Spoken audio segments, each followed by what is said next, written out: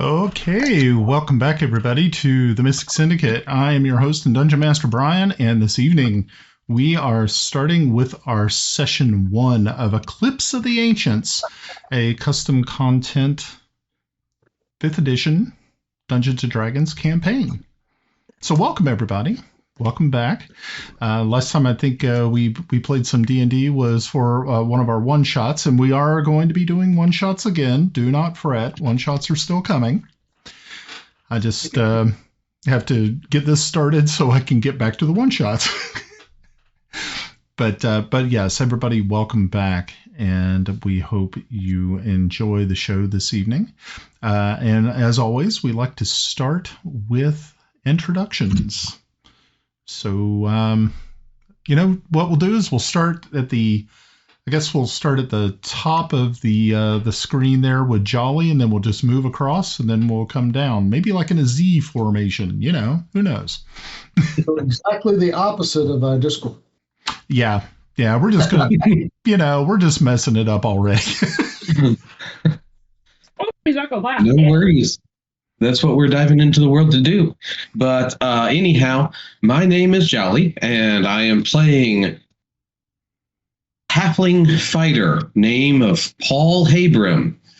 He hails from a small coastal village of Patrico, and I would describe him as a very fun character just to enjoy and have a good time with. Wow, I only got far as a name and a race. So I'm Pav. I'm going to play Kaldris Tharkenstone, a mountain dwarf that would be a rogue, but he is his family is well known for being guild or artisans. So we'll get into more of that later. I'm Russ. I'm playing Felix, a sorcerer. He's from the barony of Chipland in the Empire. His family's traders, and he got sent to school, and all sorts of neat things happen. I'm Malinda. I play Lumindra, a elven druid. And true to my fashion, I have no backstory. Yeah, for those people who have not seen the Princess of Selene, that was Melinda's claim to fame, was that she did not write a backstory. And so she left it to me to make up her backstory. And I think overall, you were happy with it. I think so. You're a lot more creative than I am in that department. Okay. Yeah. So if you're wondering what we're talking about, make sure to go back and check out the Princess of Selene. You can see it on video here on YouTube on our channel, but you can also listen to it on our podcast. So if you go to Spotify or iTunes, just type in The Mystic Syndicate and you'll find us. We're there somewhere. All 426 episodes. I think maybe when I get to about 4th or 5th level, I may create a backstory. Okay. I know it won't die right away. Okay. Yeah, you're just making sure that you have backup characters just in case it all goes south. Yeah. No, I get it. I mean, that does make a lot of sense. You definitely don't want to. I don't know if we do smart things. Right. Okay. So let's jump into the action here. So as I promised, I'm not going to do a lore dump on you. That would be cruel and unpleasant, I'm sure. But I am going to give you a little bit of a sort of a teaser, and then we're just going to go right into the actual play part. So overhead, bats zig and zag around gaslight lamps that illuminate the campus. To the east, the star Ceti Alpha starts to light the horizon as a light breeze blows across the grounds. Daytime creatures stir as night's darkness is driven away. The university's campus buildings are still dark except for one room high in an observatory tower. Inside the tower, Standing under a large telescope is a lone halfling man. He looks steadily into the scope, stops, and makes a note takes notes in a notebook. Another few minutes of observation, and he stumbles back from the scope in disbelief. He makes another mark in his notebook. Then he sinks heavily into the nearby chair, rubs his eyes, and sobs quietly. The College of Bards plays the graduation march and the ceremony begins. The day has come, graduation day. The great hall is filled with hundreds of family members watching their students receive their accolades. Banners from each school hang in the hall as magically produced light illuminates each one. Professors set on large wooden stage overlooking the crowd. Slowly, students make their way up the steps to the right and proceed to the center of the stage where a podium sits. Behind the podium is the university's headmistress, Lady Hanella Mosby. She calls out for the next name, and another student makes their way toward her. The professors sitting behind her applaud after every student takes their diploma. Your name is called, and you make your way up, and you take your diploma. Soon the ceremony is over, and you find yourself among your peers saying your goodbyes. Some are heading into the service of the crown. Others are making their way to military training and eventually commission as officers, while others contemplate working for the Merchants Guild. Still, there are others who are undecided. You look around at your friends. 4 years of study and hard work have finally paid off. To celebrate, you decide to head to the Golden Fawn for half-price ales and meads. But as you walk off, you hear the huffing and puffing of someone coming up quickly behind you. And you turn to see Dr. Cornelius Harefoot quickly approaching.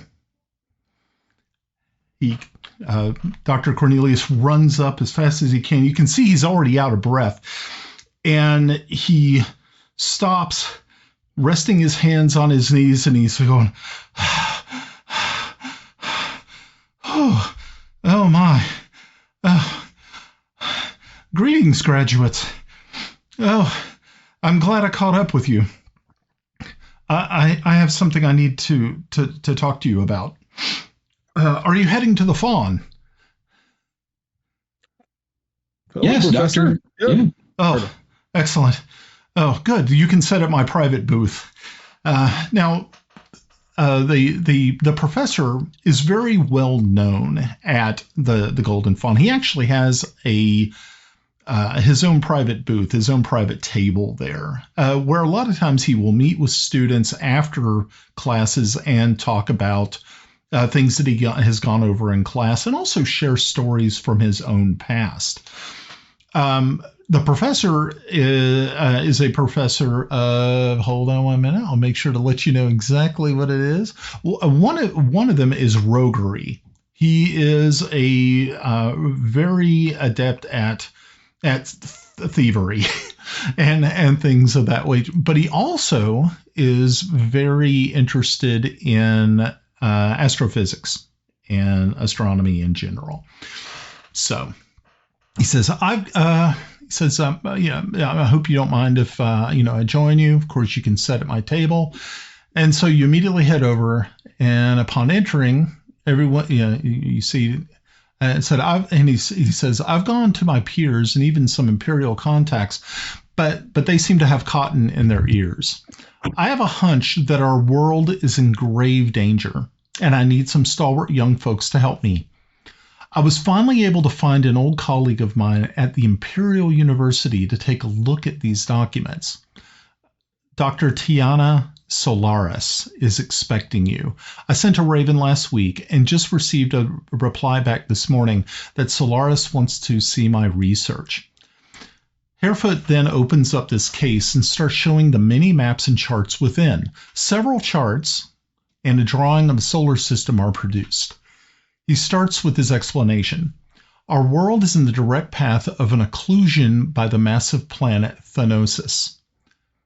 He looks at you, noticing your reaction, and continues. If my calculations are correct, in 1 year's time, Thanosis will eclipse Alpha and cast the entire world in darkness, a darkness that will last a century. This will turn Telara into a frozen wasteland, destroying all life. He shows you his work and points out his computations and observations. They look sound, and the ramifications of the information immediately sink in while you listen to his story. He finishes with, "Here, take this case, and here is some gold to get you started." And he pushes a leather bag over to you. Inside, you find 200 gold pieces. He said, "Make your way to the Imperial University and turn over my work to Dr. Solarus. She will know what to do."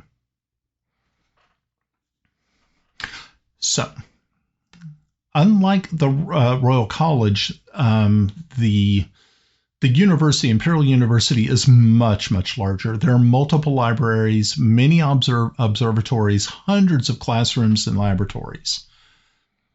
So after you leave the Fawn, he wishes you great luck after he buys you all a round of drinks. And he says, "Is there any questions you might have for me before you leave?" Absolutely, Doc. I'll get you around this time, but make sure you wet your whistle before you leave. You look like you were huffing and puffing. But what the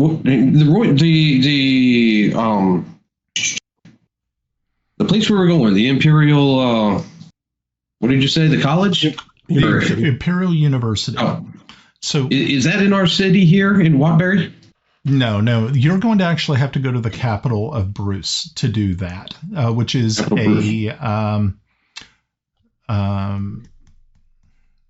it's a port city on the northern shore there. You should be able to see it on the map if you have your maps up. If not, I'll make sure to, in the future, I will make sure to have the map ready for you guys to see. But if you have the map, great. Okay. Of course, you'll have just to the east. Yeah. So you'll have to take the druid transport stones. You'll have to go use those to actually get to the city in a timely manner. Well, here I was thinking we needed to hire a carriage. All right, druid transport stones it is.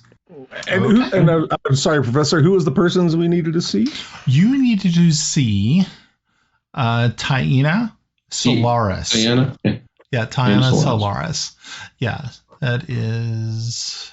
I'll make sure that I'll make sure to get the spelling right for you guys. Actually, I'll drop it in the chat so you all can see what I'm talking about. So, because I know you're all taking notes, or at least Pav's taking notes, which is I'll type quieter, which is great. That is totally fine. Okay. So a job. This is quite interesting. I thought he was going to talk to us about that incident last week, but nobody knows about that incident last week. And in our defense, we reacted. No. Nobody knows about that incident last week. What incident? Okay, so I dropped the name of the. We don't want to talk about it, Lumindra. Yeah, I dropped the name of the professor in the shard chat. Shard chat? Oh, shard chat. Oh, right, cool. Yeah. Oh, there it is. All of you. Not shark chat. and the silliness already begins with me. Okay. Had to start somewhere. So very good. So luckily for you, most of the druid transport stones are located on university campuses, either colleges or universities. So that's kind of a beautiful thing. So you don't have to go very far. And the reason this has always been the case is when those stones were originally erected, there was really nothing around. And cities sprang up around them after they had already been in place. Now, no one is really sure where they came from or actually who built them, but they had not been here forever. You can go back and you talk with dwarven scholars and also the hidden folk. They did not have druid transport stones until the humans arrived. So they believe that it is truly a human creation, a construct. Neato, groovy, cool. Yeah. Okay. So you all are heading. Do you have any other questions for Dr. Cornelius, or did you want to go ahead and head off to the stone?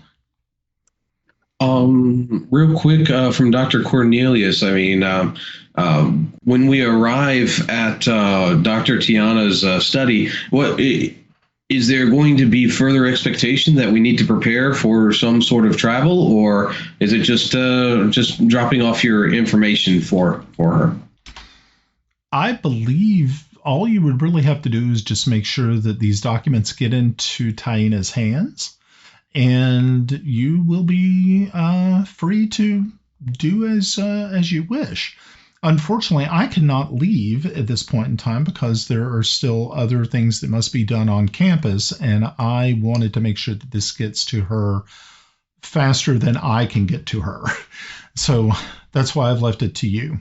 Now, a lot of you all had been in his classes, so he knows you, especially Kaldris. He knows you from class as well. You were one of his stellar students in your field, so to speak. Very light-fingered of you. So, says if that's it, then be on your way. So I got a question for the DM. So these are like public transport, these druid stones. Is there is there a cost usually entailed with using these, or? Yes, usually it is a gold piece per person. And of course, you just got handed 200 gold pieces, so that should definitely make sure you get back and forth to wherever you need to go, being that there is only 4 of you. So there is a very limited cost, and transport is automatic.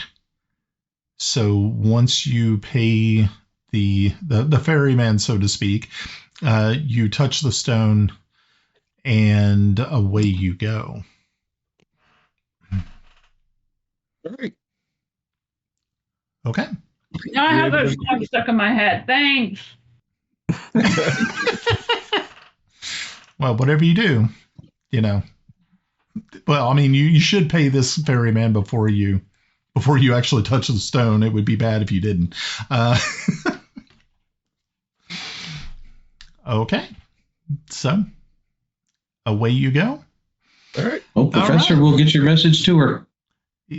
Well, thank you so much. I think this is possibly one of the most important discoveries that I've ever found. And I know that after doing much research in the observatory night after night, I was able to confirm what there has been histories written by the hidden folk that talk of these times. This is not the first time that this has ever happened. Recurring nightmare. Very good. Recurring, usually a 10,000 year cycle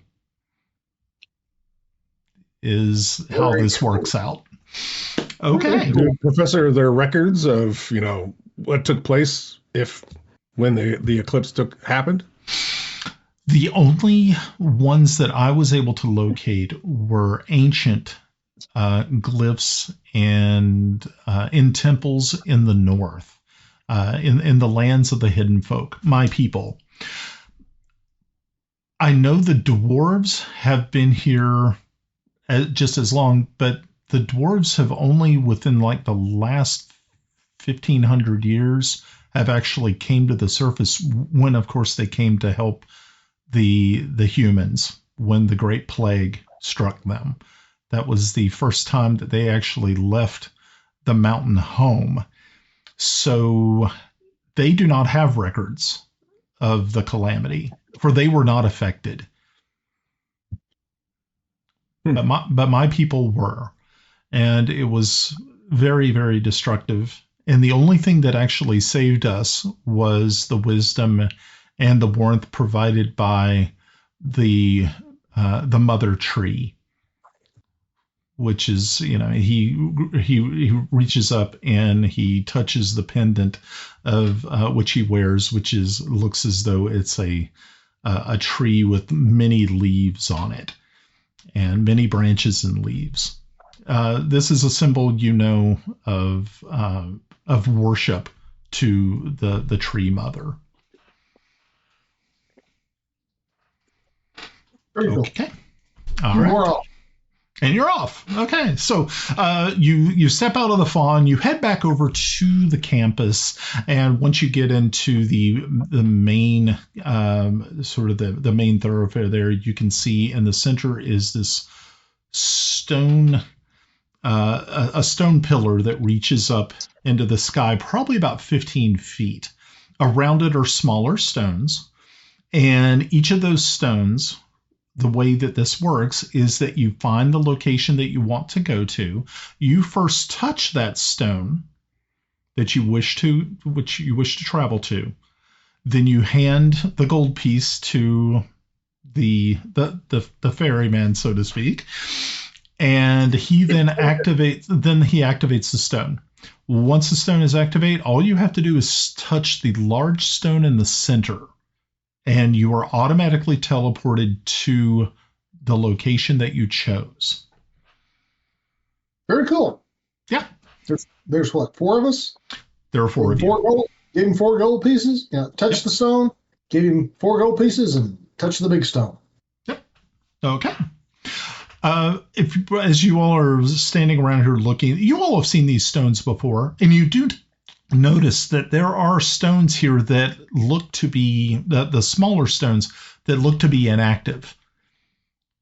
And you do know that there are stones out there, that there are druid transport stones that are either not operational or they are damaged. So you touch the proper one for the capital, and you touch the stone, and as you do, you have this feeling of being sort of drawn out very quickly, and you immediately appear in the center of the other druid transport stone circle at the Imperial University. What city was that in? I'm sorry, I'm just trying to. That is in the capital city of Bruce, which isn't very far away from where you all were at, but it's far enough that we need to transport. Yeah, it would be much quicker to do it this way, and pretty inexpensive. What time of day are we arriving? Okay, so it was 12 o'clock when the graduation ceremony was finished. So this is probably about more like 2 o'clock in the afternoon, after you'd had a couple of pints at the Golden Fawn and got to talk with Dr. Cornelius. You now find it's right around 2 o'clock, almost 2:30. Let's go find Dr. Jones. Dr. Jones. Dr. Jones. Okay, so as I was saying, this place is very, very large. Like I said, there are multiple libraries, many observatories, hundreds of classrooms, and they are also going through their same graduation day as well. So the place is crawling with people, but you've actually never been to the Imperial University. So, you're going to probably need to find some help. But like I said, there's plenty of people walking around in caps and gowns. You also see professors who are also coming and going as well. Or maybe just reaching out or yelling out and say, or passing by professor. Yep. Hey, we're looking for Dr. Tiana. Do you know where Dr. Tiana is at? Solarus? You stop our professor, and he turns and says, "Oh, yes, of course, of course. If you look over at that large building there with the large dome on it, you should find her classroom and office there. So I know that she was at the graduation ceremony, but I know that she had to meet with a student of hers. I would say she's probably there." Sweet observatory, Prof. Awesome. Thanks. Yeah, and so of course, there's observatories in pretty much any of the universities that you will find on in the Empire. This is probably the most prestigious. It would be probably a lot like I'm trying to think of an Earth-based one, maybe the Polymer Observatory. Yeah, I mean, it's a very prestigious university, and its astronomy department is beyond compare. So you start to make your way over to the large building, and so you've come to a set of large double doors, which you find unlocked, and easily swing open to a large empty first floor. A grand staircase leads to the upper floors. A map hangs on the wall behind glass, and you see that Dr. Solarus' office is on the top floor next to the observatory. So you make your way up 3 flights of stairs. Yeah. And so by the time you finally get there, you're not as winded as Dr. Cornelius was when he was running up to you. But come on, we're young college students. We can. Yeah. Yeah, but this is where levitate would come in handy. Yeah, levitate would have been cool. Right. So I don't think they thought of halflings when they designed these stairs. Probably but I will overcome them. Well, yeah, probably not, because you got to think the Imperial the Empire of Bruce is primarily a human empire. I mean, of course, people from all walks all over the planet will come here to actually study, because it is the premier learning institution on Telara. So you're now standing outside of the classroom / office of Dr. Solarus. What kind of classroom is it? Is there any specific about the room, just to kind of get to understand what what she teaches? Okay. Well, you haven't opened the door yet, so you're standing out front. All right, we knock. Okay. Well, this is a classroom, so. Yeah. I'll knock before I enter. Can we hear anything through the door like a class in session? No, you're pretty much figuring there wouldn't be a class in session on graduation day. So probably not. So all those retesting students before they walk. The flunky, trying to make sure the flunkies make it. Gotta boost those numbers. Gotta boost those numbers. That's right. Well, open it up and look inside. Okay, so as you open the door, you can see inside of this room, and I'm going to go ahead and switch over to the map and pray that this works. Fireball. Yeah, fireball. Okay, and so what? Hopefully you guys can see it, and I'm going to go ahead and switch over to the shard map for our people watching at home, and you can kind of get an idea of what we're looking at here, and I'll even zoom in a little bit so they can. Hopefully you guys at home can see. So what you see is now, of course, the way that the map is laid out, you do not see the destruction of this room. There are books that have been pulled off of the bookshelves. You can see papers strewn all over the place. But the thing that really draws your attention is right here in the center of the room, you see a young woman who is dressed in her graduation finery, and she is clutching a shoulder bag very, very tightly. And there is a tall human standing behind her. He has his hand around her chest, but he has a very sharp looking dagger at her throat. And as soon as she sees you, she gives out like a little squeal, like a little yelp. And I guess we need to start maybe rolling initiative. Yes, awesome. I love it. All right, now how do we do it on this thing? All right, there it is. Just click the Initiative button. Yeah. Okay, I got a 6. Natural 20. 22. Nice. Nice. That's the last time I'm going to see that this entire game. That probably is true. Oh my gosh, Pat, you having any luck with the? Yeah, hold on. Yeah, it took me a bit to figure out. Oh, look at that. Natural 20. Dang. Yeah, like I said, you guys are never going to see these rolls again. Actually, that's a crit. Sorry. You critted your initiative? Yeah. Critted my initiative. It'll be the first one, and everyone out never get again. Okay. So you hear the man shout out and said, "Don't come any closer or I'm going to stick her." And so, Kaldris, what are you going to try to do?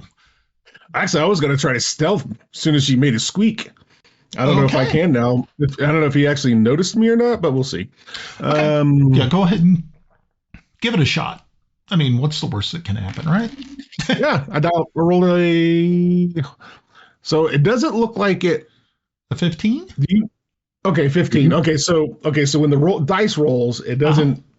It rolls just the dice, but there's no indication what the full one. So you have to kind of add it up. So yeah, 15. 15. If you go to chat, it shows it.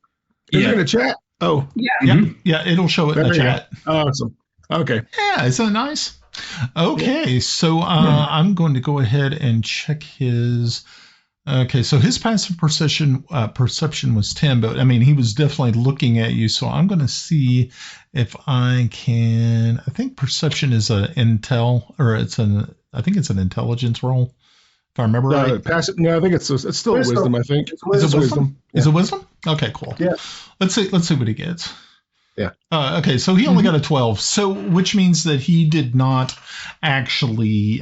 He may have seen you, but you have this really good feeling that he did not see you kind of disappear into the shadows behind one of these large desks. Okay. Okay. All right. So so once I go stealth, I'm just going to kind of start moving a bit. Okay. All right. That is kind of cool. I'm liking this so far. All right. So hold on. Where exactly is he again? Yeah, where's the professor? No, we hadn't got the professor yet. We're looking. No, but it's not even on the thingy. Brian, can you ping where he is again? Do you guys can you not see the characters or no characters? Cannot see his Although it is a very pretty schoolroom. Okay. I like it. Okay, but you can't see him. I'm sorry. What? Look at that. They're alive. 20, 25, 30. It was totally on my end. I did not realize that the sight for those were turned off because I had to get rid of Albie's characters, and they just kind of took over those spots. Okay. Sorry, Albie. Wherever you are. Okay. So, Kaldris, was that all you had? Yep. I'm going to wait till my friends engage. Cool. Okay. So, let's see. Next is okay, so it says Lumindra is next. Lumindra. Not a whole heck of a lot that I can do.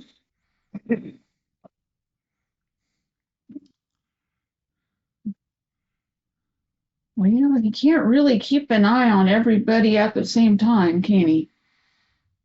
Just a real quick note. if you do try to make a ranged attack or something like that, and you happen to roll a natural 1, you will end up hitting the hostage. Well, it's good that I can't do anything under 30 feet then, huh? But you can still move. Yeah, I can move. I'm and just do something. trying to see if I have any, thing that I can do. Okay. So 5, 10, 15, 20, 25, 30. I'm just going to walk carefully. Okay, that's 10.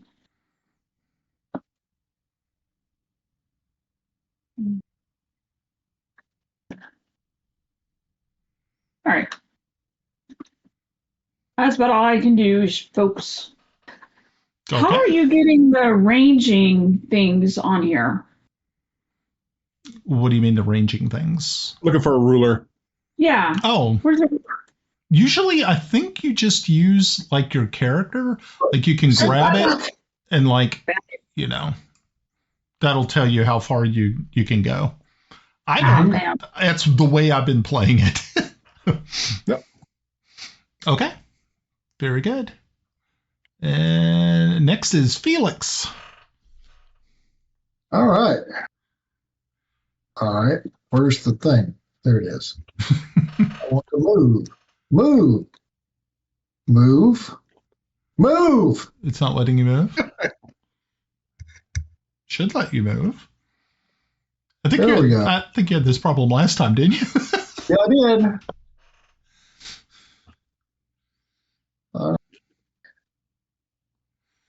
Oh, wow. Grovel.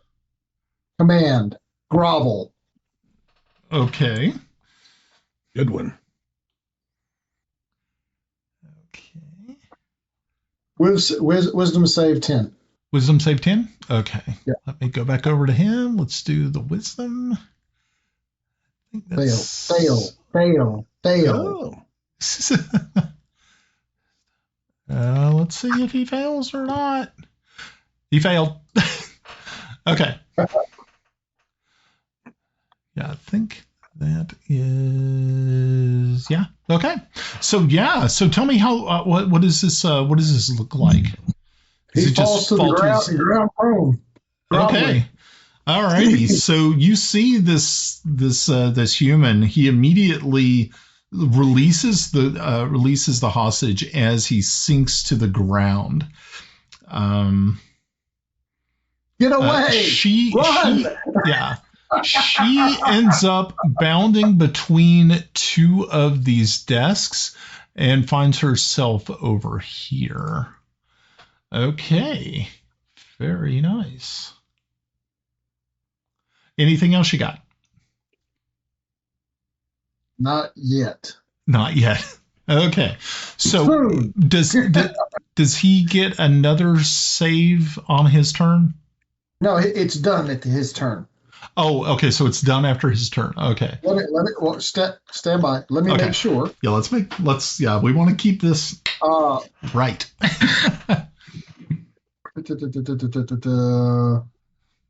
Target falls prone, then ends its turn. Cool. Okay. So I like it. All right. If I'd have hit him, so if he was in the initiative order, he does not get initiative this turn. Right. Of course. Okay. Good deal. I like it. All right. Me too. Yeah. You too. All right. So the hostage ends up. She ended up moving, and she can move at least another. Because I think she moved 13 feet before. So she's probably going to move another 15 this way towards Lumindra. Okay. And next is Paul. Get him, Paul. Okay, so Paul's going to run up next to Felix. I can go 25 feet. My short little halfling legs. So if you actually, what is it? Charge or is it sprint? I can't remember. It's sprint. I think you can double that. Still won't get him there. It makes sense.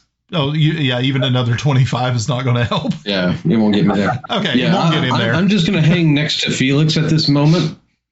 Okay. Okay. That's fine. Come here, little bit. Come here, little buddy. I'll take care of you. And I'll take the free action of yelling out, just who are you, sort of deal. What are you doing here? He can't do anything at this point. Well, Yeah, he can hear me. He's kind of down. He's not. He's yeah. Okay, so we are. I love that spell. Okay, so we're on to round 2 with Kaldris. With no casualties. With no casualties. How about that? Night is young. All right. Okay, so I'm going to. Boop. I'm going to go up. Yeah. How far is he away? 21 feet. 21. Well, here's the question. Hold on. I was going to use my hand, throw a hand axe at him, Okay. but I'm not sure how far. Oh, it's only 20 feet, so it'll be like a. So okay, so this is I always get these wrong with the ranges. So 20 feet is so you got 2 ranges. You got the short and then the long range. Right. So with the 20, it's normal attack, but with the 60, is that like disadvantage? I can't remember. Okay, so he's right now prone. So Okay. you would actually get advantage on the attack, but being that you are Okay. outside of it, you will just be a straight up normal attack roll. Okay. Okay. All right. I'm going to throw my axe at him. Okay. Let's see this. Okay. First attack. Okay, give me a second. How's this going to work? All right. Sorry. I haven't. Okay, here we go. To hit. There we go. An 18 will definitely hit. Awesome. Cool. And then, where's the damage? Oh, there it is. We really need a bag of holding. You just started. Well, I'm thinking, what are we going to do with the body? I love it. So he took, I think, 5 points of damage. Okay. And that looks right. Yeah. All right, and then I don't think I can do anything else. I don't think I get my bonus action to hide, so I'm just going to kind of stick right over here. Okay. All right. Very nice. Next is Lumindra. Oh, my turn.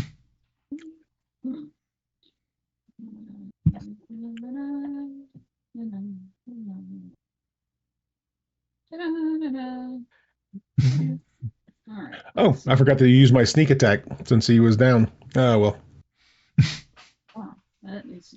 Oh, That's on Okay, me. we're just first level. and Yeah. then Yeah. no. We're just learning the ropes.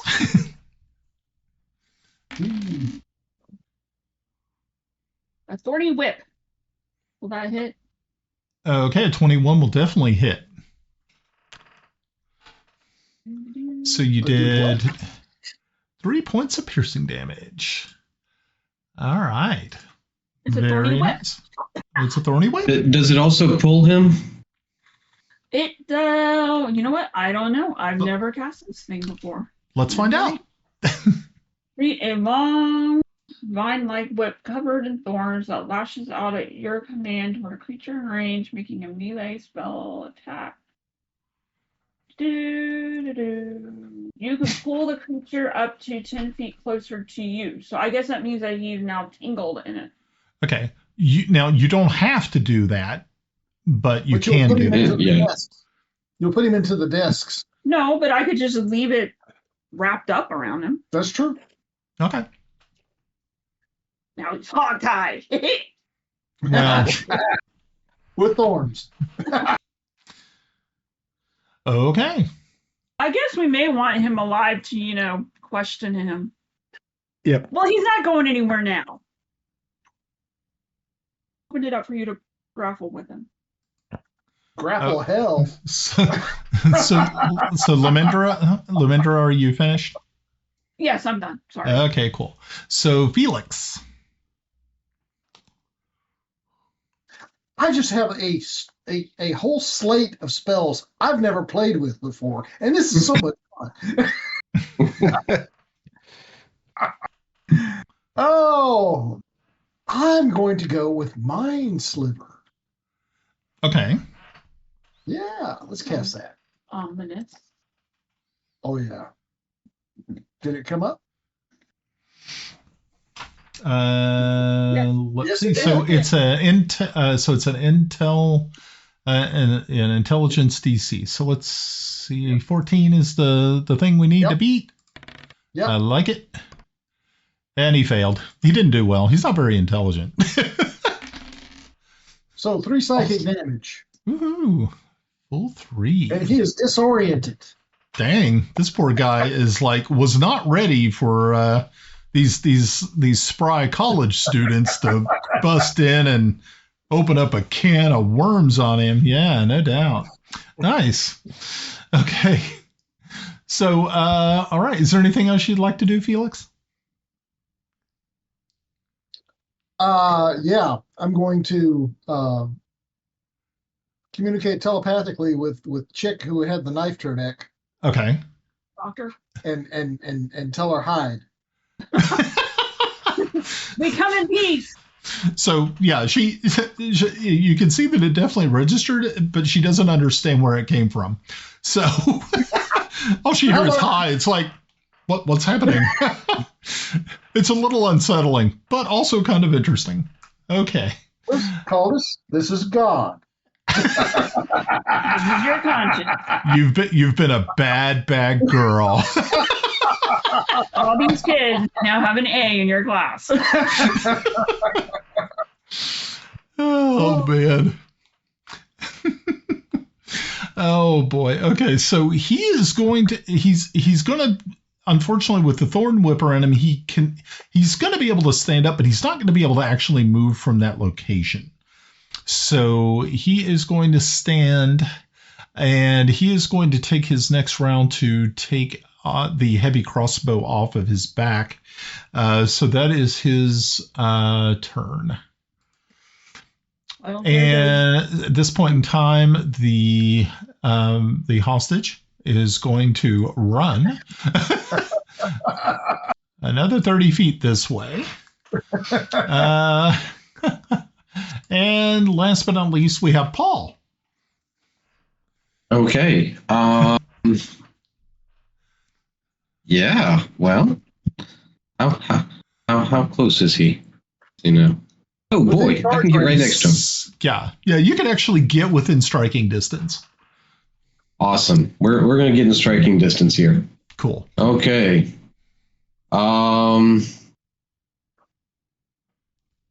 And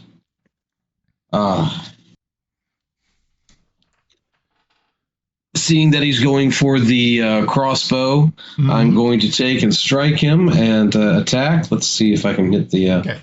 With my I'm sorry? You will get advantage because he is busy trying to ready the crossbow. Yeah, he really can't defend himself well when he's actually trying to, work the crank on that thing. So yeah, you have options. Okay. A 20 will definitely hit. Okay, sounds good.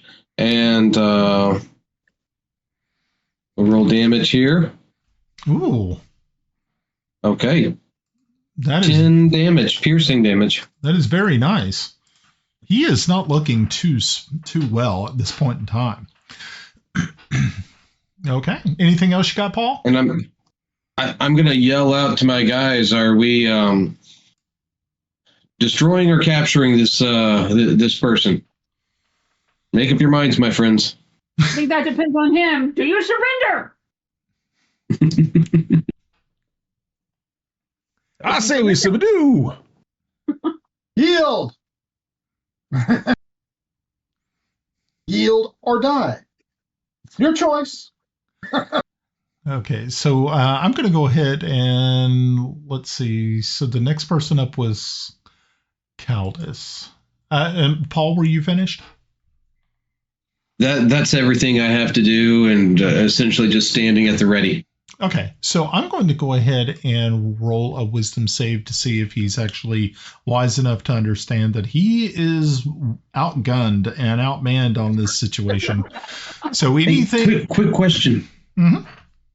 I apologize. Quick question. On that mind sliver that was cast by the sorcerer, by Felix, Yes. is he going to get the negative effect towards his saving? Are you treating it as like a saving throw for the wisdom? No, I'm not treating it as a saving okay. throw. It's really just a matter of knowing when he's beat and when he's not. Gotcha. It's I wouldn't look at it as a savings throw, but the way I usually run with these is that I take his score, and what if it falls beneath that score, he is going to keep fighting. If he exceeds his wisdom score, his initial score, it will be he realizes that he is in a lot of deep crap, and that he knows he really should probably take a step back. All right, so here we go. Mm-hmm. Okay, so he rolled a 13. So this is above his wisdom. He immediately drops the crossbow and puts his hands up. As he does so, you can see on the inside of his right wrist area, you can see that there is a tattoo of a very long, looks like to be some sort of dagger, just completely in black. If you all will make probably and maybe not an investigation, maybe just a perception. Actually, so the people who would be able to see it is pretty much all of you, being that Paul is short. Everybody would be able to see this dagger. So, and I'm going to see if you actually understand what you are seeing. Okay. Do you want perception, you said? Yeah, let's do a perception. That's fine. Perceive its significance. Okay. These dice are a lot nicer than Roll20. Says you.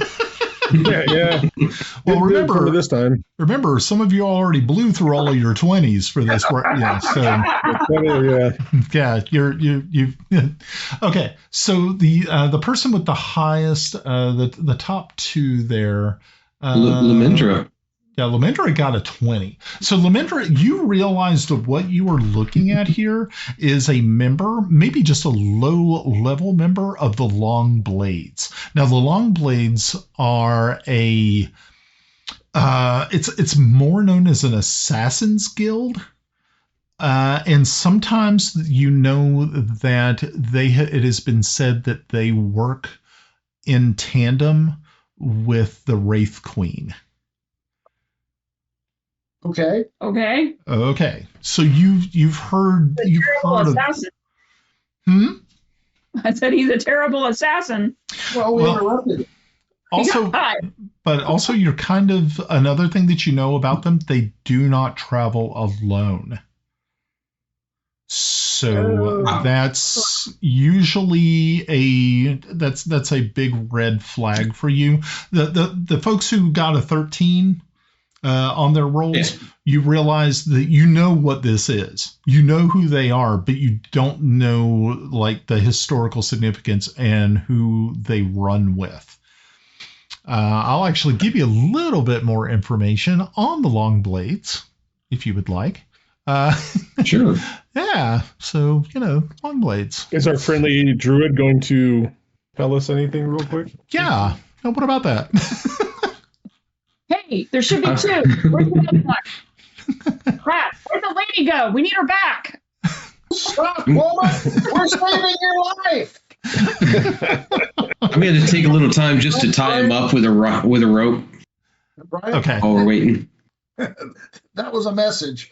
Okay. Yeah, I kind of figured that's what you were going to do. Oh, yeah. Yeah, that's fine. So, yeah, what you're able to, what Lumindra was able to explain to you, that yes, this is a known assassins and thieves guild. It is primarily populated by there's sorcerers. It is also, of course, assassins. It is also been told that there are some members of the aristocracy that might actually be members, secret members of this organization. It is a very, very dangerous syndicate. And it's definitely not one that you would want to be... yeah, you definitely wouldn't want to run afoul of them. I'd take and kind of twist around a little bit, yell towards Felix, hey, check with the girl about Dr. Solarus, since he's closer to the girl. And since Lumera had mentioned something, he may not be alone. Yeah, Kaldris is going to be scoping the room out. Okay. Very good. As you're scoping the room out, you can see that there has obviously been a scuffle here. There is blood on the floor. You can see that there is it looks to be a candlestick, a large brass candlestick that has blood caked on the base of it. But where is that located at? That is located right up here. It's laying on the like the dais there. So yeah, you can actually see that there was definitely a struggle here before. But the one thing that another thing you notice is that the assassin himself does not seem to have any blood on him at all. From all of our damage to him? Well, I mean, other than the damage that you did to him, but like on his tunic and stuff of that kind of nature. in a different area for where the candlestick is. So right, yeah. It's trailing. And you also don't notice as you look back towards the young lady. She also does not have any blood on her. So this is really kind of it's kind of puzzling, but. Is there anything around the desk, like on the other side, or? Well, yeah, there is more books and papers that are strewn around. You actually see that there is a letter from Professor Cornelius. That's the one that he sent to Professor Solarus, explaining that he was going to make sure that she got his documents. And that's what you see. You can also see that this blood had been there was like a trail, more like dragged. Somebody was dragged away towards this windowsill area, and you can see that the window is open and there is blood on the actual windowsill. We are so screwed. Are we out of combat? We are completely out of combat at this point in time because you have this guy wrapped up. Okay. So the girl did stop.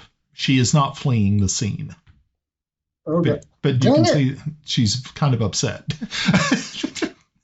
Is she the doctor or is she just a person? You're not really too sure. You've not actually talked with her. Who are you? She immediately says, I'm Dr.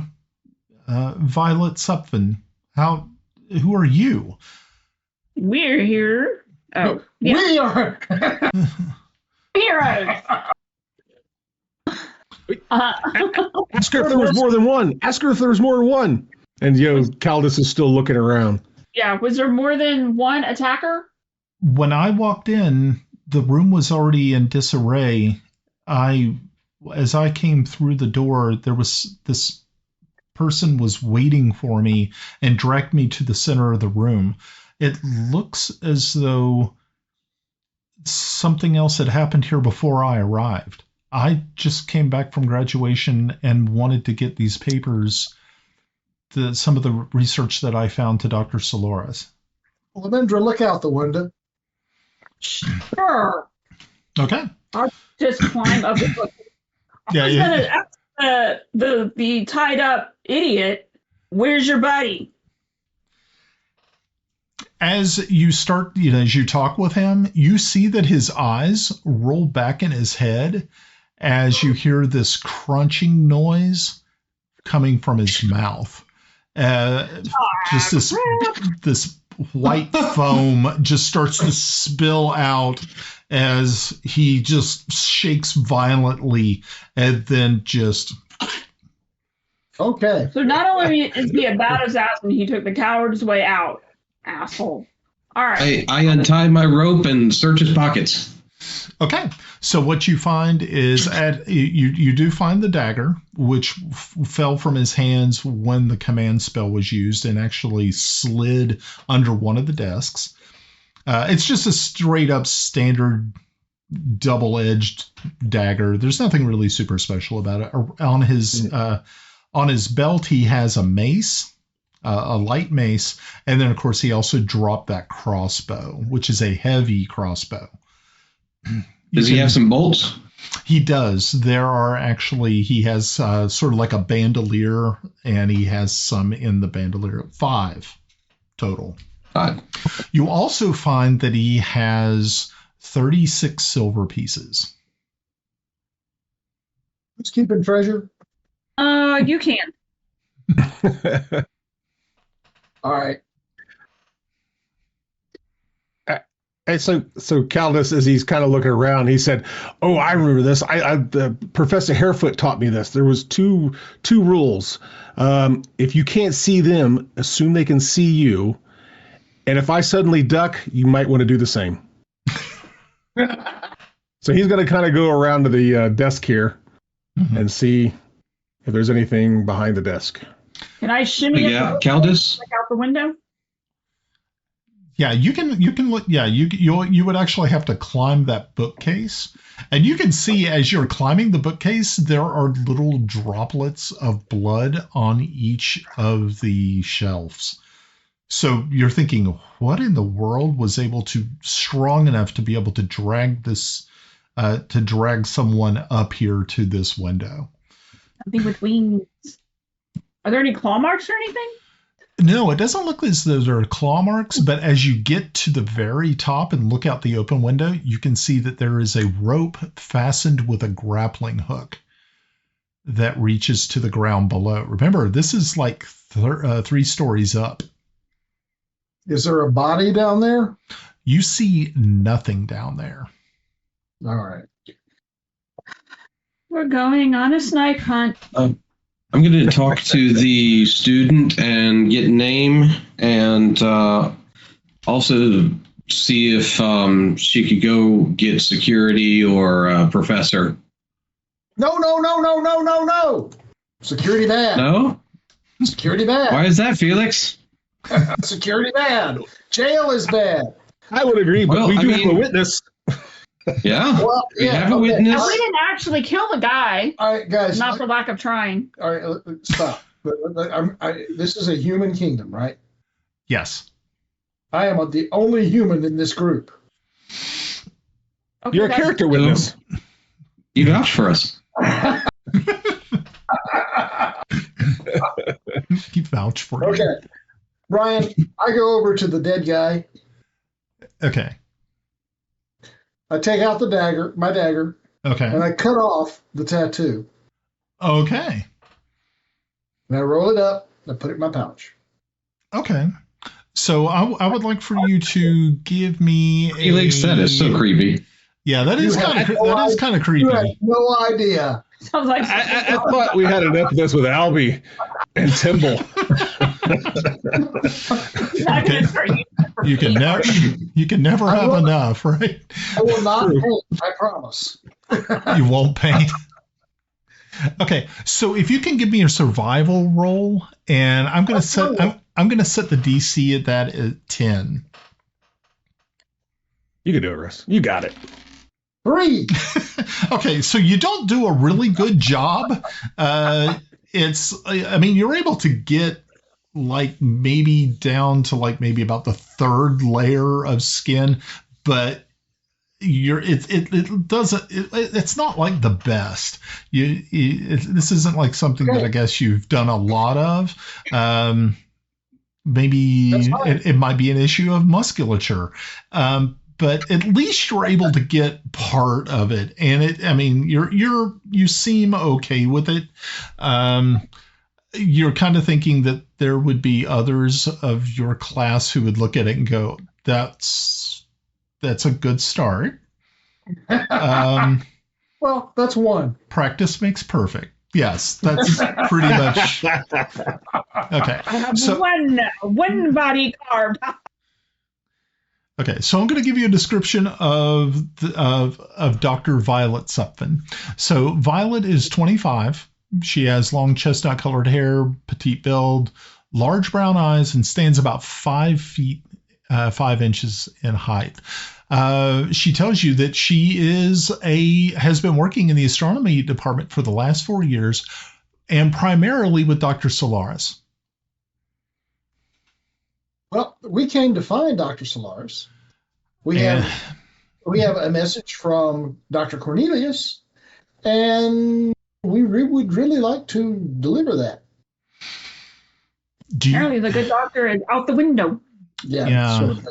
So yeah, she says, I was also looking for Dr. Solarus. I had some information that she had asked me to look into at the Imperial Library. Do you mind sharing what you have? And I will share what I have. Not at all. Yeah, maps. Okay. So as you are showing her what Dr. Cornelius gave to you, you can see she gets extremely excited by what you are showing her. And she says, I believe this is exactly the same thing that Dr. Solarus was wanting me to look into. And she produces her case as well, and as you can see, it looks as though she's going back through mythologies of the ancients, not just the dwarves or the hidden folk. She is talking more about the humans that actually came from Telara and what information they've been able to get from those ancient scripts. And so what she says is it was foretold that at one point in time this was going to happen. The early humans knew of Thanosis and knew what would happen at the 10,000 year mark. They completely knew, and they wrote down what needed to be done. And she produces this, and she says there are 8 known great worms of Telara, but only 5 have artifact parts. And these artifact parts are what will, according to them, according to these ancient scripts, are going to actually save Telara. But we need to kill 5 of the 8 worms. But only 5 have the artifact parts. You only need 5. But if you can find the 5, once you put them all together, it will lead you to the dragon mother. If you can wake the dragon mother, if you can wake her, she is the original. She will be able to save Telara. So learn how to play the drums. And she hands you all this. It is a scrap of ancient, a scratch of ancient paper, and she lays it out on the table. And I'm going to share the message on it with you in chat. So hopefully this will work. I don't know what's going to happen. And there you go. So it says, for those folks at home and not may be able to read it, it said, from ancient soul the old ones came. In darkest seas they could not tame. In the pit of Orion its light did blaze, and shining bright the cities were raised. The ancient tools were brought to bear, and the fabric of space itself would tear. So she is kind of thinking that this poem tells us which dragons hold which artifacts. But she's kind of drawing a blank on some of it.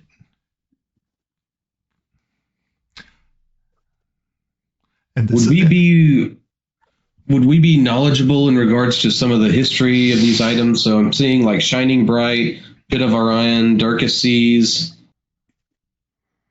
or ancient tools. You know ancient. Okay, let's. Well, you know about ancient tools, and the ancient tools of the humans. Do you remember anything about ancient tools of the humans? And this would be something that you would be able to actually kind of think about from, as a player. Ancient tools would be along the lines. I mean, I'm thinking of. Actually, Hephaestus is it's in my mind, but some sort of like tool making, or remember, you're thinking of a dragon. I'm thinking like spears, like that was an ancient. Spears. One of the like kind of the first, But does that play into a part the color of a dragon? I mean, they usually, like heroes, would use weapons against like spears, lances. So maybe something along that lines. But it doesn't sound like this is a dragon that we want to attack. Does this have something to do with maybe Mountain Home, the home of the dwarves? A location over there of ancient tools. But I mean, they haven't been here as long as the others, though. But remember, this is a human. This script was made by humans. Now, remember, humans were not originally on Telara. There was only two races there were several races on Telara, but it was the hidden folk and the dwarves. And the dwarves were strictly underground dwellers. They never came to the surface until the humans arrived. When the humans started to mine is when they disturbed the dwarves. And that's how that all panned out. And it took 200 years for the humans being on Telara before the dwarves even showed themselves. So, what about the hidden folk? The hidden folk have always been here, as have the dwarves. Do the humans know about the hidden folk? Did they? They know, of course they know of them now, but at the time when the 200 years since when the humans arrived, they did not ever see the hidden folk, because the hidden folk have special abilities, and that ability is that they can turn invisible. So do we know how old this poem is? You know that it is at least, you're thinking that it's about 1,300 years old. Yeah. Or it might be a little bit older. So is it based on what the humans already knew, or was it based on something they learned from another race? Nope. From what it looks as though, it is something that describes the dragons that you need to seek out. Okay. We're good. Hey, we just got done 4 years of college work. Last thing we need to do is want to start thinking, right? I think we're over. This is the plight of dungeon masters when they bring out like these puzzle type things. It's like it looked good to me, and then I'm like going, "Oh God, here we go." What am I? And now we're gonna. Yeah, and you've planned your whole campaign along these lines, and we're gonna do this.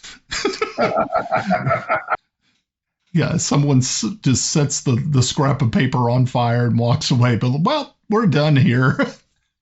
Papers delivered. And you said this is 18 months to 2 years. Being optimistic.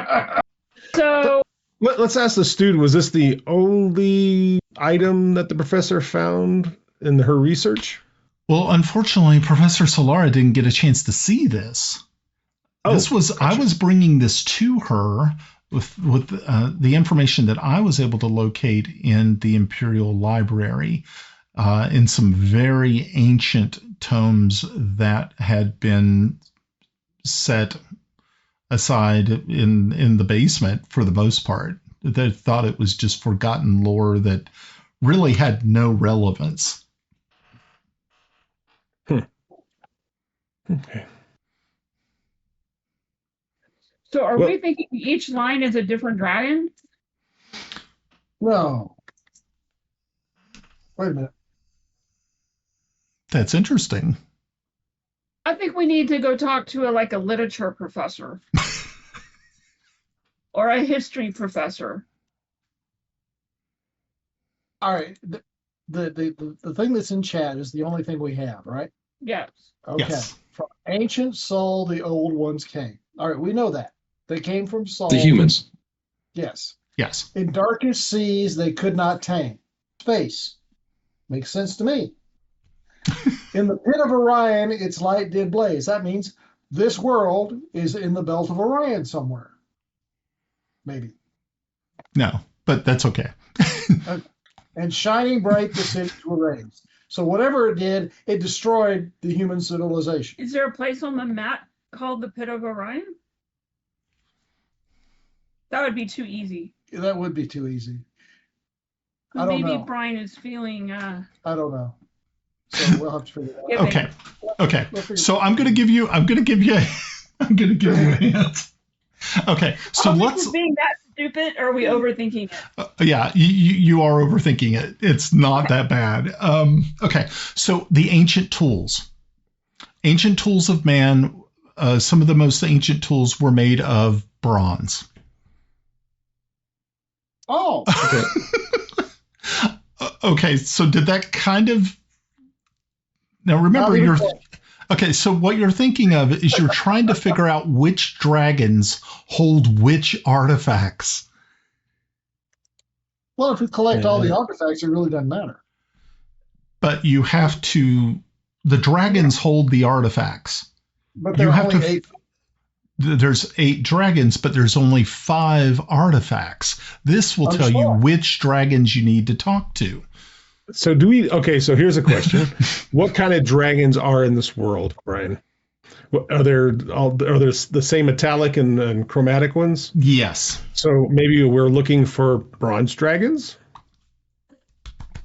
Maybe? I would say So that would be one bronze dragon. maybe the darkest. No. Is the dragon name Aristovax? No. That would have been cool, actually. That would be cool, wouldn't it? She's a spell jammer. Okay. So yeah, and remember, there are only 8 dragons. There's only 8 in the entire planet. And do we know what kind of dragons they are? From what you're able to, there are many different types. There are, of course, chromatics and metallics. But the 8 that we're talking about, do we know? Remember, you only need to find 5. You guys keep going back to 8. Well, no. We out of a set of 8, we only need 5. Yes. However, if we know what the whole set is, we have a better idea of where we need to go. Does that make sense? Okay. That's where we're at. That's our thought process. Okay, that's fine. Okay, so and we're also dealing with a poem that's 13,000 years old too. So I can hear some frustration in Paul's mind. Okay, so they might approach. So you know that the ancient tools one is bronze. Okay. So you know you're looking for a bronze dragon on that one. Are there any bronze dragons that Kaldris would know of that lives in Mountain Home or lives on the slopes of Mountain Home? You do know that there is a dragon that lives on the slopes, but you have never seen it. Okay. But no tales of what it could be? Or probably have to seek out explorers, people of that type of knowledge, maybe even here at the university, who knows, that might be able to tell you more. But think I was a hint, guys. Well, we also have the missing professor out the window that who knows where she's going.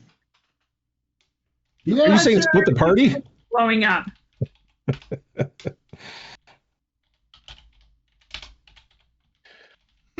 So, I think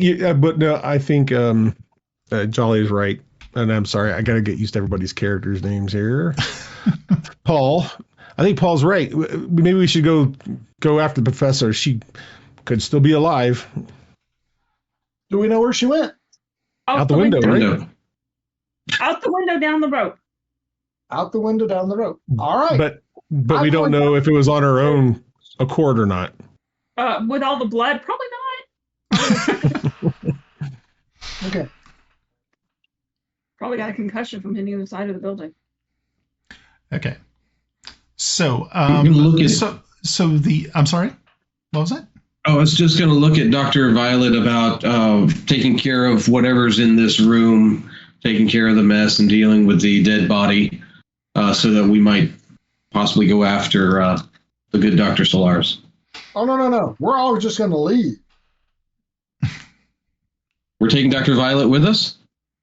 She can go wherever she wants to. I don't care. Exactly. She's going to, I was just asking her to clean up for us. They're not the people we're looking for. So as Dr.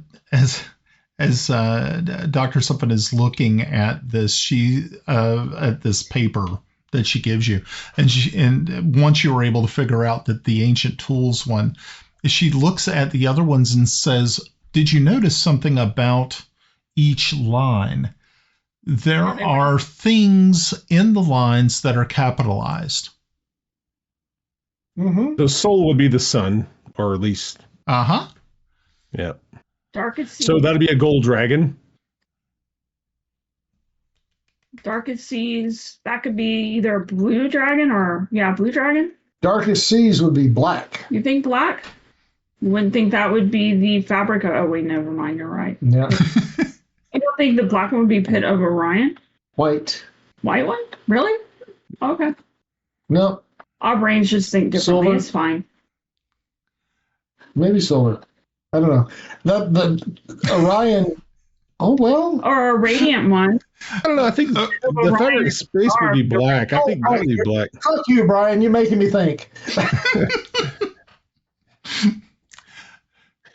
Because and this is probably metagaming and out of character, so blue dragons tend to live on coast, right? I don't remember. Actually, blue live in deserts. So blue ones live in deserts, as you remember from A Princess of Selene. Right. Never get killed, that fucker. Yeah. Yeah. And you know that the black ones live in swamps. Yeah. And you know that gold ones, I think they could just pretty much be anywhere. They don't really have a specific area, I guess. They like mountaintops and hanging out like people. Yep. Would the pit of Orion, since those are stars, would that be a radiant dragon? You're not familiar with that name of a dragon. Pit of Orion. Yes. Well, it's not black. Well, it could be black. Pits are black. You should ask the chat. You should ask the chat if anyone has an idea. So in the pit of Orion, its light did blaze. Mm-hmm. So maybe Orion, you're thinking stars, and stars are typically white, so maybe this is a white dragon because it would be bright.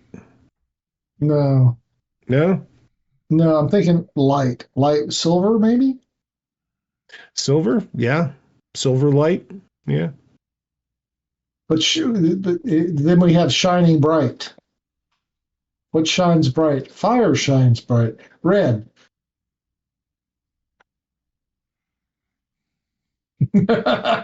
We'll figure it out. How about we just start with the ones we know and then go from there? Okay, we got gold, blue, and bronze. So we'll go from there.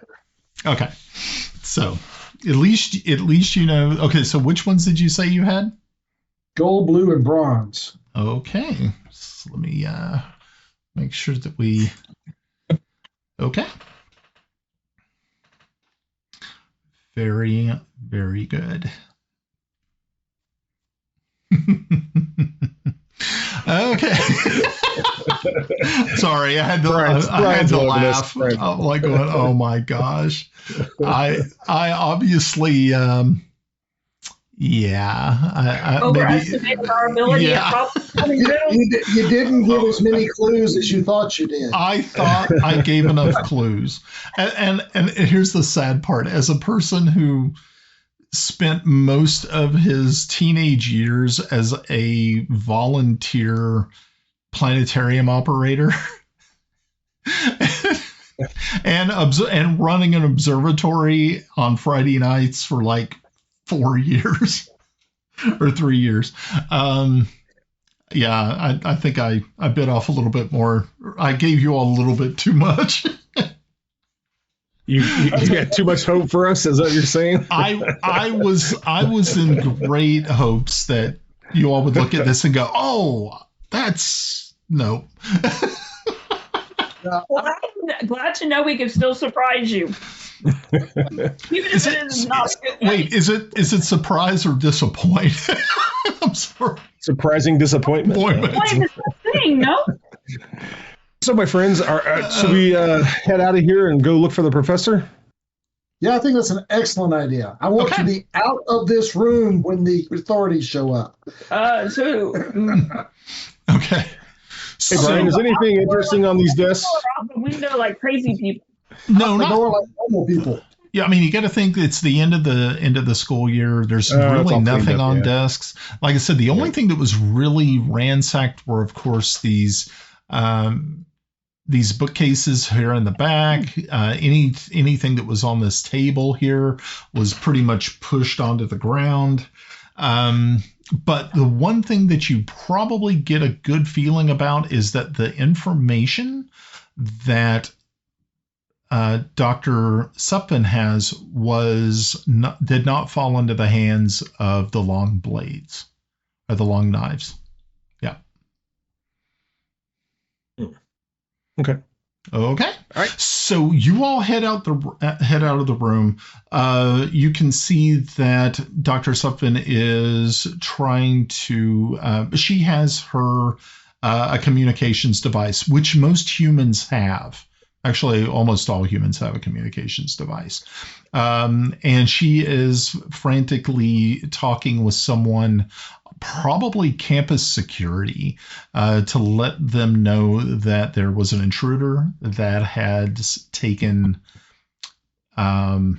Solarus. So, cool. All right, so you all head back down to the first level, and you run around the side of the building, and as you do so, you can see that window where it's opened, and you can see the rope hanging from it, and you can definitely see that something was either lowered or thrown from that window because there is a compression in the soil, maybe the detritus that's down there from fallen leaves, and you are able to see if you want to make a perception check or a survival check. The perception would be able to see if you can see the tracks. The survival would be to see if you can actually follow them. Did you say that? Was there still a rope that was down the window? Yes. Yeah. Well, heck, I would like to roll down, kind of go down the rope. Okay. Well, I thought you guys all left and went outside and down to the. Oh, we're going around because it's the 3 stories. Okay. Yes. Yeah. Okay. Okay. I mean, of course, if you want to retrieve the rope and the grappling hook, that is totally up to you. I don't have a problem with that. That's actually yes, I did that. I did that. I already have my own rope and grappling hook. Okay, you already have one of those. Well, it's good. It's good that you have one of those. Perception, suck at survival. Okay, So one perception. cool. So I got a 15 in my perception. Hold on. I got a 19. You said survival. Huh? Perception, not so much in survival. Oh, nice. A 1. My first 1. Yay! You tripped over your own feet. Yes. Okay, so anyone who got a 15 or higher on their perception will be able to see tracks. Of course, if you were trying to track them, you will need to have a much, much higher survival roll than what I see here. Yeah. Yeah. I'm going to try again for survival. Okay. So Lumindra, you're able to, you have actually a really good, you're able to pick up what they were obviously laying down, which were their shoes. And so you are able to start following me. You see that this is kind of there's like brush back here, some trees, and you can see where there were snapped off twigs. You're also kind of have this feeling that there's an awful lot of snapped twigs. So you're kind of thinking that maybe the good doctor was actually still conscious and she's actually snapping things as she is being carried off. Okay. Oh. Okay. Wow. What happened there? Let's see. What did you do? Felix, what did you do? What happened? What happened? In chat. You put something into the chat, Oh, and cool. then it was all Cody, and now he got rid of the Cody. Did I get rid of the code? Yeah, you Is it deleted still the there? code. Yeah, you got rid of it. It's not there. The code is gone. No. Everything? Okay. Yep. Everything's gone? Yes, everything is gone. Very good. Would you like for me to tell you in another language? Ni krutimen yaitsa. Yep. Look what I do. Oh, was There we go. so what was I whatever I copied was actually part of the file? Yes. It Wow. was yeah. Wow. Oh, right. I wonder how they did that. Or because I didn't put like everything in there. That's wild. Okay. Surprise! Brock is your friend. Oh, I see.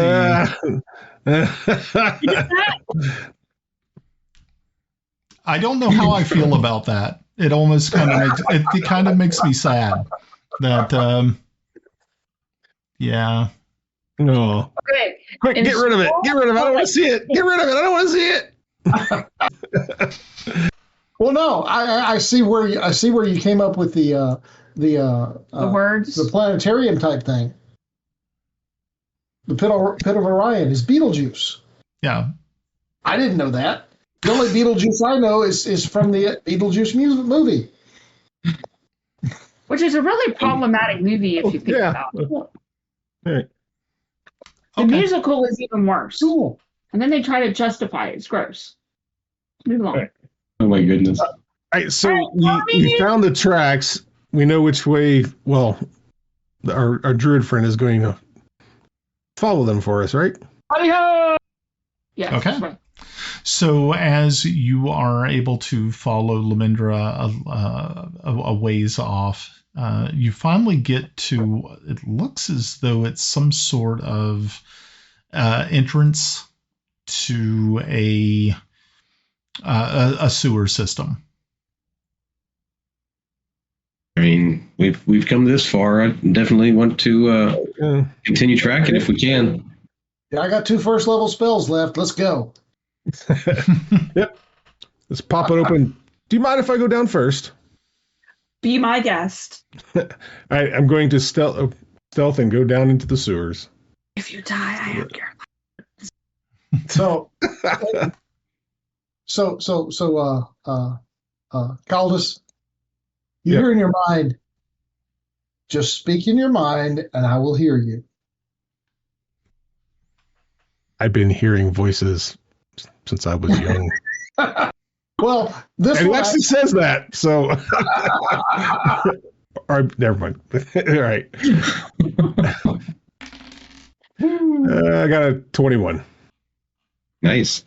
Okay.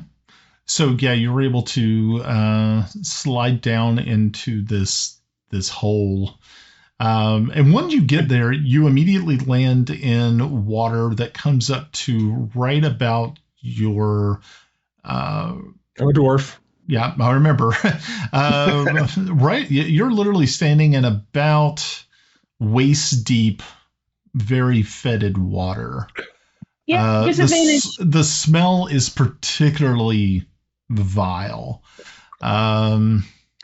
So before everybody starts coming down, I'm going to try to listen carefully to see if I hear any non-normal sewery noises coming from a particular direction. Okay. Are you going to look for blood on the walls too? Yep, I can look for blood on the wall as well. Good catch. Okay. So would I use an investigation for that? Yes. 20. Okay. So is that looking for blood or listening? Looking for blood. Okay. You don't find any blood. And the water is moving. So you're kind of thinking that might also play a part into why you can't see any. If you give a perception check to see if you hear anything. An 11. No, 12, Yeah. sorry. Yeah. Unfortunately, you don't pick up on anything. Okay. I think in my head, you can come on down. Russ? Yep. You can come on down. Come on down. I think in my head, you can come on down. All right, Come on down. let's go, guys. Going down. Okay. Going down. Okay. So I'm last. once you all make it down there now, so Paul, once you get down there, you realize that this water is about chest deep on you. And you are not enjoying this as much as you thought you might have. The rest of you who are humans or elves, it's only coming up to about your knees. So that's kind of what you're looking at here. Like I said, the smell is very potent, and you're kind of thinking that you don't want to spend too much time down here. You definitely don't want to be this. You don't want to be the proverbial canary in the coal mine, so to speak. I am going to need a whole new wardrobe. Yeah. Well, it's a good thing we were given money. That's true. Is there a way that I could take and since it's going to be hard going for me pushing through this stuff, if I get up on top and Felix, if you can just tell me which direction y'all are heading, how many paces, and I'll calculate how many halfling paces I need to match y'all. Just get on my shoulders. It'll be easier. Well, I mean, if you insist, okay, then I'll climb on his shoulders. So Kaldris kind of looks at him as they do this. Is that you guys need like a big trench coat? I already have one. I'm wearing it. Did you hear the song about the kobolds? 3 kobolds in a trench coat? I'm gonna go. It's great. It was a fantastic song. This shit. So my friends, which direction Okay, do you which way think are we should go? Up shit stream or down shit stream? Downstream. Downstream. Always downstream. That would have been probably the easiest going for them. So downstream, yep. Because carrying a person out the window is easy. Yeah, the gravity helps. Oh shit! Gravity works. Okay, so you are able to start making your way downstream, avoiding more of the solid material that you see. You can you can hear the skittering and of rats, the squeaks. Oh man! And you eventually it opens up into a larger area where you see that there are multiple pipes coming in. There's like 4 other pipes that are dumping more sewage from different locations into this one large basin room. Here is where you see the rats, and there are probably close to about 25 to 30 as they're running along this little lip, this little edge that is there. I've seen this movie. So have I. I've seen it, but it was in a swamp. I thought you were talking about the movie. God, what was it called? Indiana. It wasn't a swamp. It was a city. It's the one Michael Jackson did a song for. No, I was thinking Indiana Jones and the Last Crusade to start with, and then I started thinking about, I wonder if there's any methane down here. Ben. What's that? The movie Ben. Oh yeah, that's right, Ben. You're always running there, here and there. Yeah. I don't think I've ever seen that movie. I think we're dating ourselves so poorly. Yeah. Sorry. Yeah, for those I'm people going to lean watching. over and kind of whisper a little bit into Felix's ears and say, "No fireballs. No fireballs. No fireballs." Fire bad. So, I don't have Little fireball conscience. yet. That's a 3rd level spell. I have to be 5th level to cast that. However, Firebolt, which is what happened in the swamp. yeah. So if you don't mind, Callus will still lead the way, going stealthy if the group is okay with that. All right. So you have 4 new openings to explore.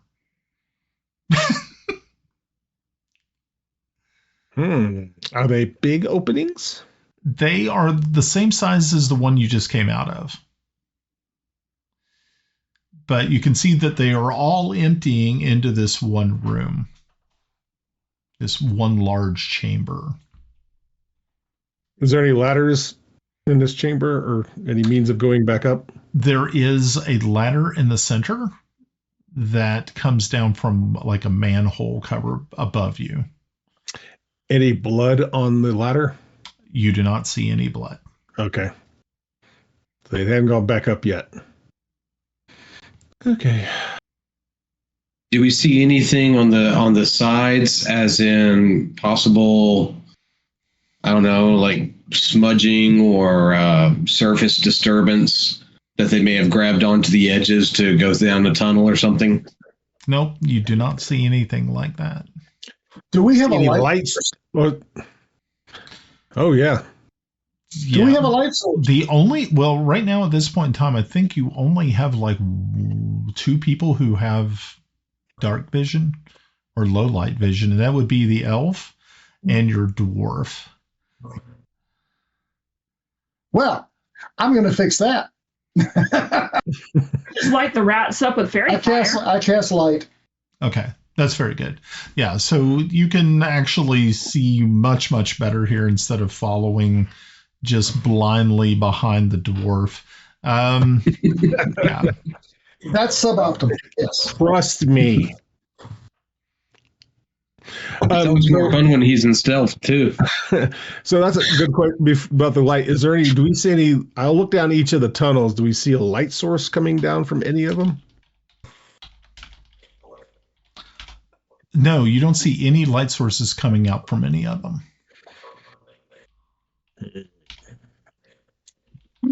Lickus bickus.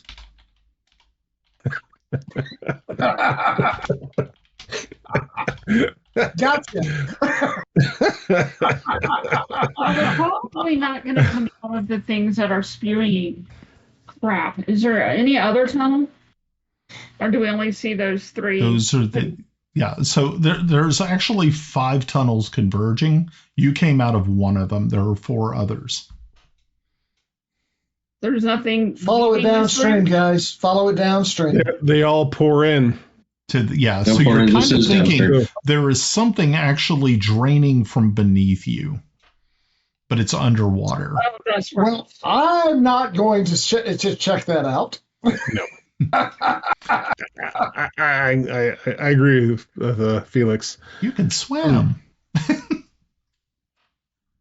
I don't think I can hold my breath that long. Or not. Ooh. Ooh, what if we like? Ooh, no. I can manipulate water in a 5-foot cube. Okay. Ooh. Yeah. I freeze at the center of the room. Okay. I freeze 1 foot by 25 foot down. Okay.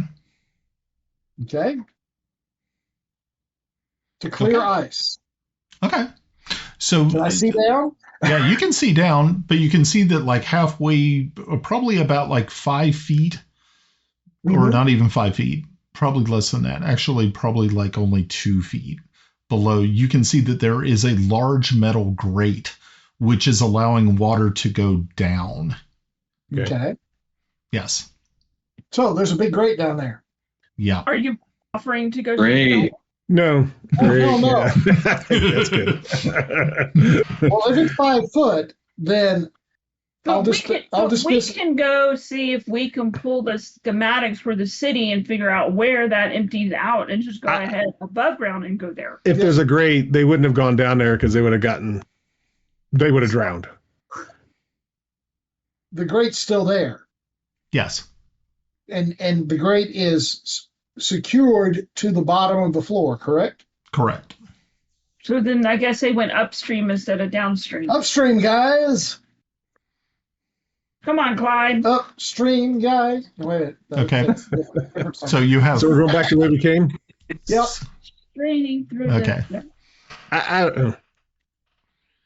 Yes. So I got a question. Okay, so just before we go, I'm going to check each tunnel. I'm going to see if there's been any blood smeared on the side of the walls. You can go ahead and roll and see. All right. You can certainly try. You can try. Give it a go. Investigation. 13. No, unfortunately, you spot Maybe 2 nothing. more. Yeah. Sorry. Okay. So you're going to head back up the pipe the way you came, or are you going to go up the ladder here? I think I do want to go up the ladder and look up there right quick, if you don't mind. Since I'm on the shoulders, I'm just going to hurry up. Scurry up. Okay. So yeah, you get to the very, very top, and you can see that this manhole cover it's in place. It doesn't look as though it's been disturbed at any time. You can see that there is sort of an algae, a thick algae that is encrusted on the underside of it. So you're thinking if it had been disturbed, that algae would have also been disturbed. All right. No, Not that one. no disturbed algae up here, so I'll scurry back down Cool. Okay. and get back on Felix's shoulders. Okay. I can Yes. never say you're Is right. there a one of the 4 tunnels? There's one that's flowing less than the other 3? Not that you can detect. Okay. There seems to be a plentiful amount of urine and fecal material coming from the capital city. It's good to know that the people of the capital city are constant. Yes, got to make sure to keep those pipes clean, I guess. Oh, man. Okay. Good times. Well, I'm all out of ideas. Do we just pick one and go? Or do we split the party? There's 4 of us. What? I'm all up for splitting the party. Russ was muted, and I didn't even know what he said. He went, hell no. Oh, hell no. Oh. Okay. Oh, do I get a short rest for riding on Kaldris' shoulders? I don't think Unless so. he doesn't bring out the reins, I think you're good. No, I don't think no. that's how that's going to run. That would be holding the halfling underneath. I'm a little guy. Rest, Just carrying him like a football.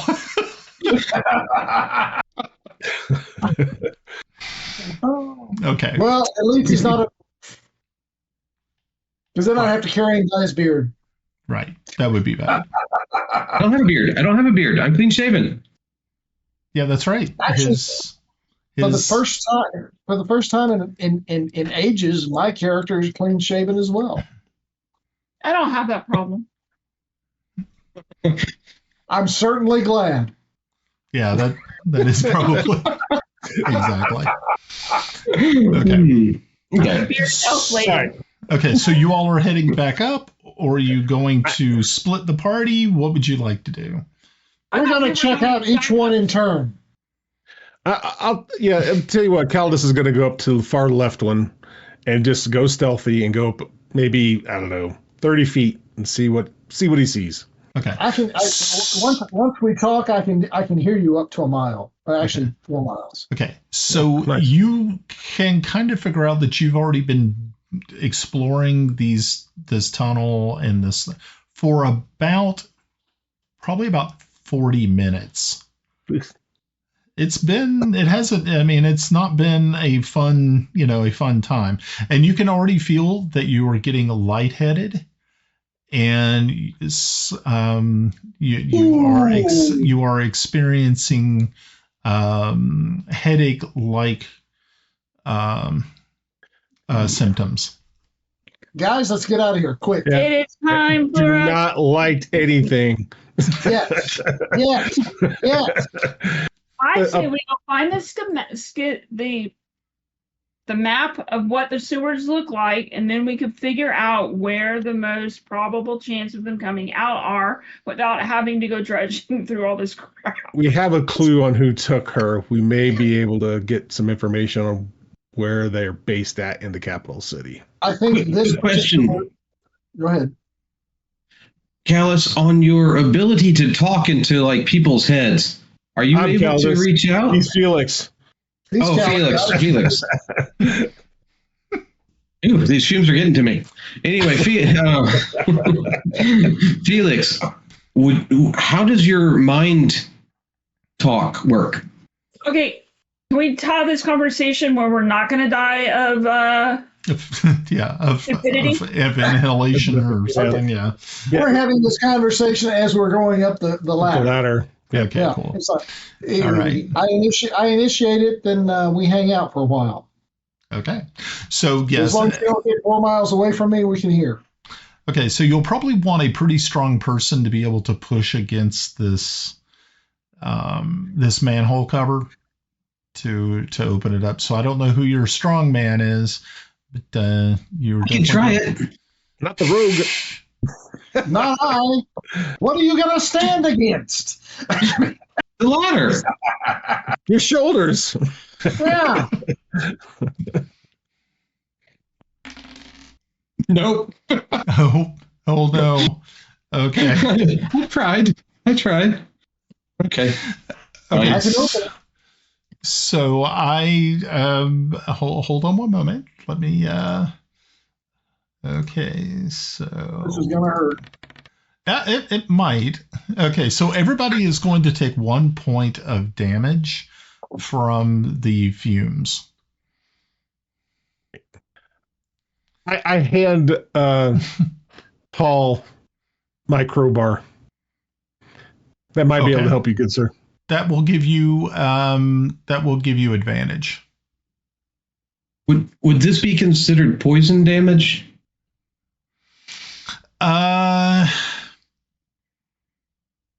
Maybe. I mean, mainly that's a advantage on saving throws against poison from a stout resilience. This is not. I wasn't sure. This is not necessarily poison. This is replacing the oxygen in the atmosphere. Yeah, this is asphyxiation, suffocation. Yeah, so yeah, it wouldn't count. So I'm sorry. Yeah. Paul, back up. I got some. I'm going to try something. Fireball. And that was the end of that. Close. Everybody No fire! No fire! No fire. Chromatic orb. Thunder damage. Okay. Thunder and water. Fantastic. Well, it's not lightning, thank God. Yeah, sound waves. I rolled a 19 to hit. Okay, yeah. So you hit it, and you literally see the manhole cover launch into the air and land somewhere else. You don't even know where it landed. You just knew that it was airborne, and it was flipping like so, and finally landed somewhere else. And you can actually see light streaming in from the manhole. Let's hope they didn't hit anybody. So yeah. I'm going to take my crowbar from Paul and say, "Wow, remind me not to take him on a stealthy mission." Yeah. Yeah. So, somewhere out in the woods, all you hear is.